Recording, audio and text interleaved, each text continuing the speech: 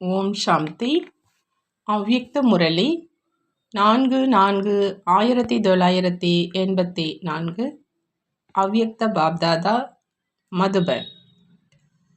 இன்றைய முரளியின் தலைப்பு சங்கம யுகத்தின் சிரேஷ்ட வேலை, சிரேஷ்ட அதிர்ஷ்டத்தின் அடையாள சித்திரத்தை உருவாக்குவதற்கான வேலை. இன்று பாப்தாதா ஒவ்வொரு சிரேஷ்ட பிராமண ஆத்மாவினுடைய சிரேஷ்ட வாழ்க்கையின் ஜென்ம வேலையின் அதிர்ஷ்ட ரேகையை பார்த்துட்டு இருந்தாங்க. ஜென்ம வேலை, அதாவது பிறந்த நேரம் அனைத்து குழந்தைகளுக்கும் சிரேஷ்டம்தான். ஏன் அப்படின்னா, இப்போ யுகமே புருஷோத்தம யுகம், சிரேஷ்டமான யுகம். சிரேஷ்ட சங்கம யுகத்துல, அதாவது சிரேஷ்ட வேலையில அனைவருடைய சிரேஷ்ட பிராமண ஜென்மம் ஏற்பட்டு இருக்குது. அனைவருடைய ஜென்ம வேலை சிரேஷ்டமானது. அதிர்ஷ்ட ரேகையும் எதிர்காலமும் கூட அனைத்து பிராமணர்களுக்கும் சிரேஷ்டமானது தான். ஏன் அப்படின்னா, சிரேஷ்ட தந்தையினுடைய சிவவம்சி பிரம்மா குமார் மற்றும் குமாரிகள்.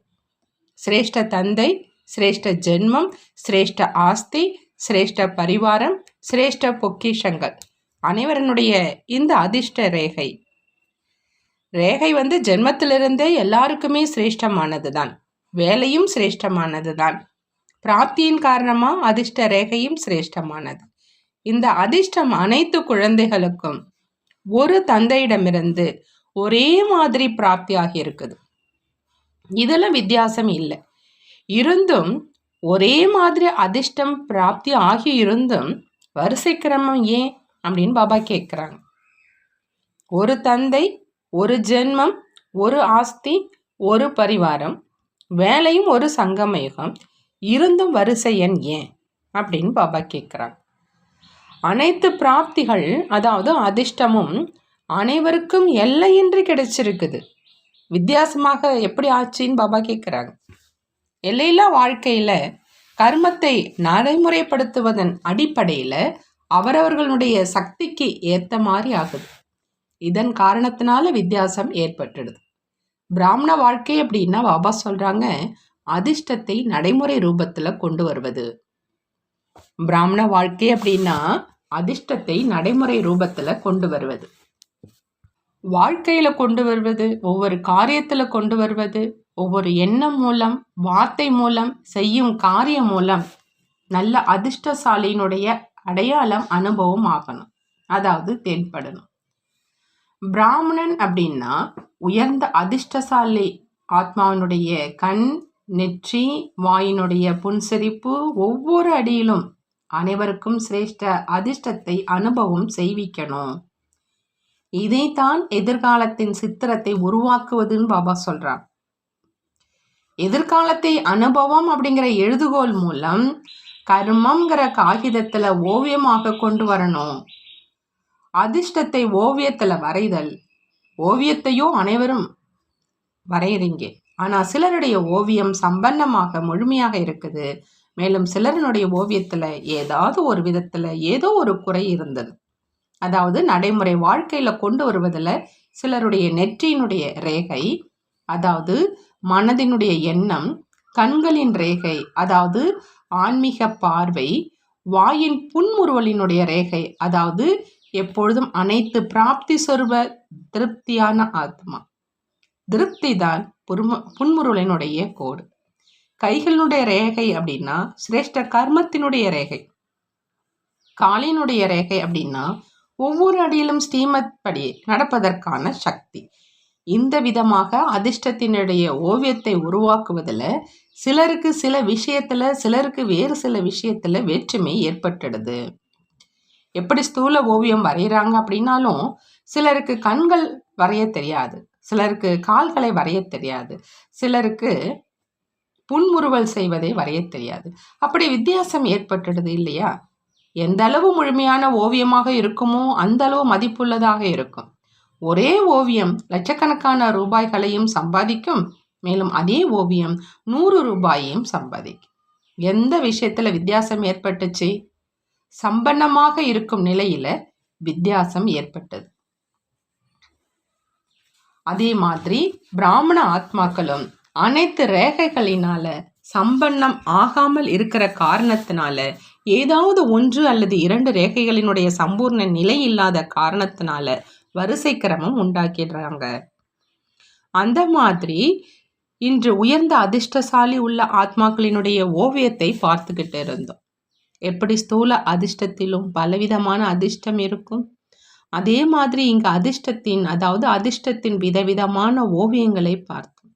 ஒவ்வொரு ஓவியத்திலும் முக்கியமா நெற்றி மற்றும் கண் ஓவியத்தினுடைய மதிப்பை அதிகரிக்கும் அப்படின்னு பாபா சொல்றாங்க. அதே மாதிரி இங்கேயும் மனதினுடைய உள் உணர்வினுடைய சக்தி மற்றும் கண்களினுடைய ஆன்மீக திருஷ்டியினுடைய சக்தி, இதற்குத்தான் மகத்துவம் இருக்குது. இதுதான் ஓவியத்தினுடைய அஸ்திவாரம். நீங்கள் அனைவரும் என்னுடைய ஓவியம் எந்த அளவு சம்பன்னம் ஆகியிருக்கீங்க அப்படின்னு உங்களுடைய ஓவியத்தை நீங்களே பாருங்க. உங்களுடைய ஓவியத்துல அதிர்ஷ்டத்தை உருவாக்குபவர் தென்படுற அளவுக்கு ஓவியம் உருவாகி இருக்குதா?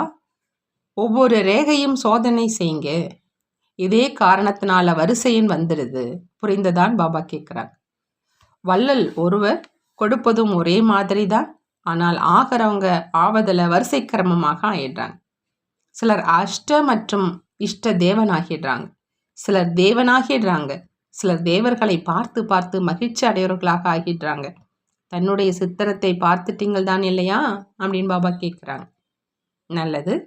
சகார ரூபத்தில், அதாவது பௌதிக ரூபத்தில் சந்திப்பதில் நேரத்தையும் எண்ணிக்கையும் பார்க்க வேண்டியதாக இருக்குது. மேலும் அவ்வியக்த சந்திப்பில் நேரம் மற்றும் எண்ணிக்கைக்கான விஷயம் இல்லை. அவ்வியக்த சந்திப்பினுடைய அனுபவியாக ஆயிட்டீங்க அப்படின்னா அவ்வியக்த சந்திப்பின் விசித்திர அனுபவத்தை எப்பொழுதும் செஞ்சுக்கிட்டே இருப்பீங்க. பாப்தாதா எப்பொழுதும் குழந்தைகளுடைய கட்டளைப்படி நடப்பவர். ஆகையினால அவ்வியக்தமாக இருந்தும் வியக்தத்தில் வர வேண்டியதாக இருக்குது. ஆனால் என்ன ஆகணும்? அவ்வியக்தம் ஆக வேண்டும் தான் இல்லையா? அல்லது வியக்தத்தில் வரணுமா? அவ்வியக்தம் ஆகுங்க. அவ்வியக்தம் ஆகிறதுனால உடலற்றவராகி தந்தையோடு வீட்டுக்கு போவீங்க. இப்போ பதனம் வழியாக செல்லணும்.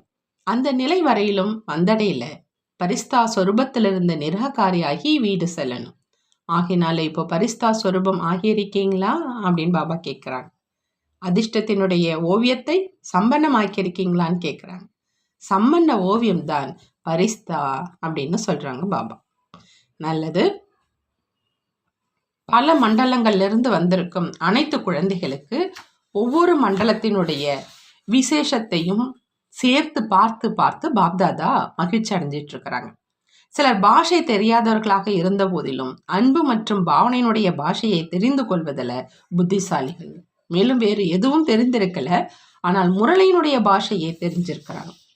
புரிந்து கொள்ள முடியாதவர்களும் அன்பு மற்றும் பாவனை மூலம் புரிஞ்சுக்கிறாங்க.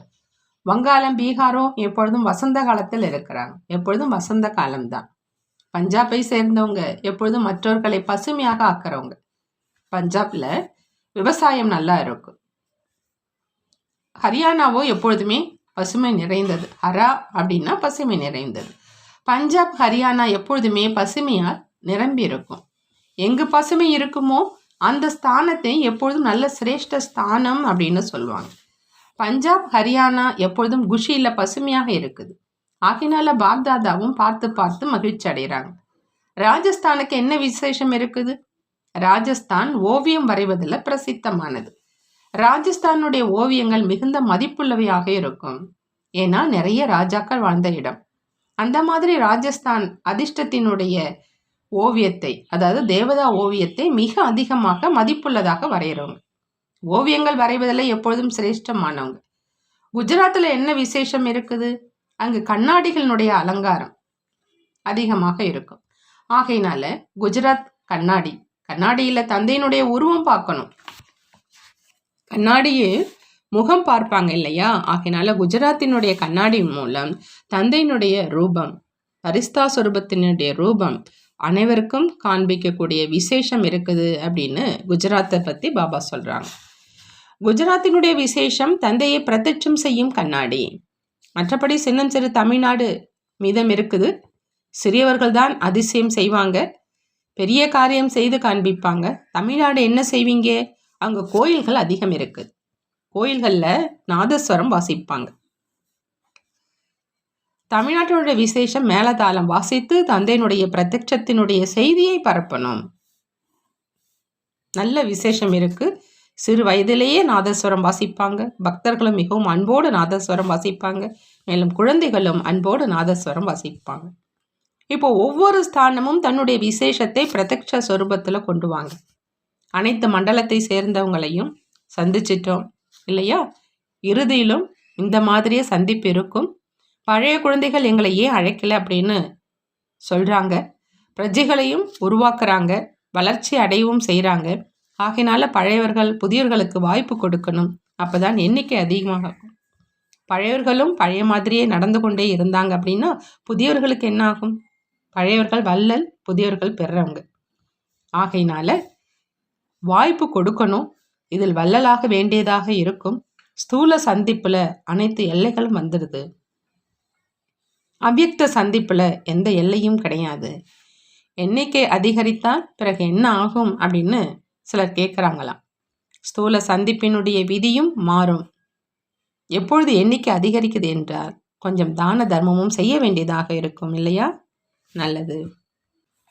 அனைத்து பாரதம் மற்றும் வெளிநாட்டின் நாலாபுறக்கத்திலும் இருக்கின்ற அன்புக்குரிய குழந்தைகளினுடைய அன்பு நிறைந்த இதயத்தினுடைய ஓசை, குஷினுடைய பாடல் மற்றும் இதயத்தினுடைய செய்திகள் நிரம்பிய கடிதங்களுக்கு பதிலாக பாப்தாதா அனைத்து குழந்தைகளுக்கும் பல கோடி மடங்கு அன்பு நினைவின் கூடவே எப்பொழுதும் நினைவினால் அமரர் ஆகுக அப்படிங்கிற வரம் பெற்றவராகி முன்னேறி கொண்டே இருங்க மற்றும் முன்னேற்றி கொண்டே இருங்க. அனைத்து ஊக்கம் உற்சாகத்தில் இருக்கக்கூடிய குழந்தைகளுக்கு பாப்தாதா சுய முன்னேற்றம் மற்றும் சேவையின் முன்னேற்றத்துக்காக வாழ்த்துக்கள் தெரிவிக்கிறாங்க. வாழ்த்துக்களுக்கு உரியவர் ஆகுங்க. எப்பொழுதும் உடன் இருப்பவராக ஆகுங்க. எப்பொழுதும் சம்பன்னம் மற்றும் சம்பூர்ணமானவராக இருங்க அப்படிங்கிற வரம் பெற்ற அனைத்து குழந்தைகளுக்கு பாப்தாதா மீண்டும் அன்பு நினைவுகள் கொடுக்குறாங்க. அன்பு நினைவுகள் மற்றும் நமஸ்காரம் செய்கிறாங்க. நாமும் நம்மளுடைய பாப்தாதாவுக்கு அன்பு நினைவுகள் மற்றும் நமஸ்காரம் செய்வோம். பாட்டிகளோடு அவ்யக்த பாப்தாதா சந்திக்கிறாங்க. எப்பொழுதும் தன்னை தந்தைக்கு சமமான சம்பன்ன ஆத்மா அப்படின்னு நினைக்கிறீங்களான்னு கேட்குறாங்க. யார் சம்பன்னமாக இருக்கிறாங்களோ அவங்க எப்பொழுதும் முன்னேறிக்கிட்டே இருப்பாங்க. சம்பன்னம் இல்லை அப்படின்னா முன்னேறி செல்ல முடியாது. எப்படி தந்தையோ அப்படி குழந்தைகள். தந்தை கடலாக இருக்கிறாங்க அப்படின்னா குழந்தை மாஸ்டர் கடல். ஒவ்வொரு குணத்தையும் சோதனை செஞ்சு பாருங்க. எப்படி தந்தை ஞானத்தின் கடலாக இருக்கிறாங்க அப்படின்னா நான் மாஸ்டர் ஞானக்கடல். தந்தை அன்பின் கடலாக இருக்கிறாங்க அப்படின்னா நான் மாஸ்டர் அன்பின் கடல். அந்த மாதிரி சமநிலையை சோதனை செய்யுங்க. அப்போதான் தந்தைக்கு சமமாக சம்பன்னம் ஆகி எப்பொழுதும் முன்னேறி சென்று கொண்டே இருப்பீங்க. புரிந்ததா அப்படின்னு பாபா கேட்குறாங்க. எப்பொழுதும் அந்த மாதிரி சோதனை செஞ்சுக்கிட்டே இருங்க. யாரை முழு உலகமும் தேடுதோ அவங்க என்னை தன்னுடையவராக ஆக்கிட்டார் அப்படிங்கிற இதே குஷியில் எப்பொழுதும் இருங்க. யாரை முழு உலகமும் தேடுதோ அவர் என்னை தன்னுடையவராக ஆக்கிவிட்டார் அப்படிங்கிற இதே குஷியில் எப்பொழுதும் இருங்க அப்படின்னு பாபா சொல்கிறாங்க. பாபா வரதானம் கொடுக்குறாங்க. முழு ஈடுபாட்டின் அக்னியில் அனைத்து கவலைகளை அழிக்கக்கூடிய நிச்சய புத்தி உடையவரா கவலையற்றவர் ஆகுக. நிச்சய புத்தியுடைய கவலையற்றவர் ஆகணும் அப்படின்னா பாபா சொல்கிறாங்க முழு ஈடுபாட்டினுடைய அக்னியில் அனைத்து கவலைகளை அழிக்கணும். எந்த குழந்தைகள் நிச்சய புத்தி உடையவர்களாக இருப்பாங்களோ அவங்க அனைத்து விஷயங்களிலும் கவலை இல்லாமல் இருப்பாங்க. கவலைகள் அனைத்தும் அகன்றுடுச்சு. தந்தை கவலைகளினுடைய சிதையிலிருந்து தூக்கி இதே சிம்மாசனத்தில் அமர வச்சுட்டாங்க. தந்தையின் மேல அன்பினுடைய முழு ஈடுபாடு ஏற்பட்டுடுச்சு. அந்த ஈடுபாட்டினுடைய ஆதாரத்தில் ஈடுபாட்டினுடைய அக்னியில் அனைத்து கவலைகளும் ஒன்றுமே இல்லை அப்படிங்கிறது மாதிரி அழிஞ்சிடுச்சு. உடலின் எந்த கவலையும் இல்லை, மனதின் ஏதாவது வீணான கவலையும் இல்லை, மேலும் பணம் செல்வத்தின் எந்த கவலையும் இல்லை. என்ன ஆகும்? ஞானத்தின் சக்தி மூலம் அனைத்தையும் தெரிஞ்சுக்கிட்டீங்க. ஆகையினால அனைத்து கவலையிலிருந்து விடுபட்டு கவலையில்லா வாழ்க்கையாக ஆயிடுச்சு. ஸ்லோகன்: எந்த விதமான பிரச்சனையும் புத்தி என்ற கால்களை அசைக்க முடியாத அளவுக்கு ஆடாத அசையாதவராக ஆகுங்க.